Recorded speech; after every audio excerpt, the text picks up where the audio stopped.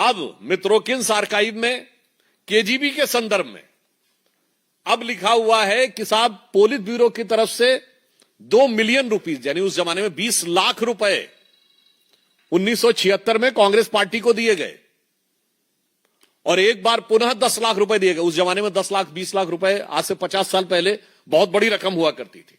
और ये वहां के पूर्व अधिकारियों ने लिखा है।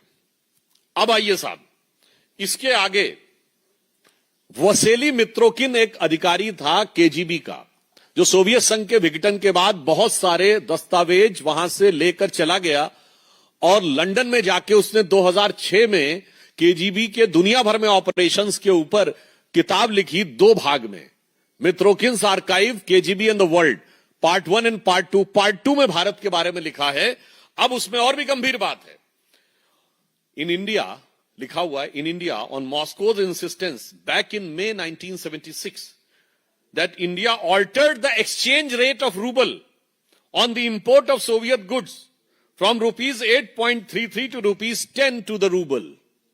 यानी सीधे केजीबी के प्रभाव में कंप्रोमाइज करके भारत की रुपए की विनिमय दर रूबल के संदर्भ में बढ़ाकर 8.33 से 10 कर दी गई, ताकि सोवियत संघ से अधिकाधिक आयात हो सके और उसकी कीमत भारत के लोगों को चुकानी पड़े।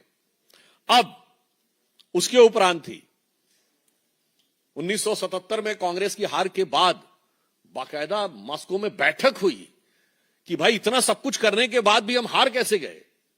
अब उसके बाद भी किसी को नहीं समझ में आता है कि क्या कंप्रोमाइज होता है, तो फिर उनको और बेहतर तरीके से समझना चाहिए। मैं ये भी कह रहा हूं, विकीलीक्स में जो लिखा है मैं नहीं कह रहा हूं ये पूर्णतः सत्य, पर आज तक कांग्रेस ने उसका खंडन नहीं किया है।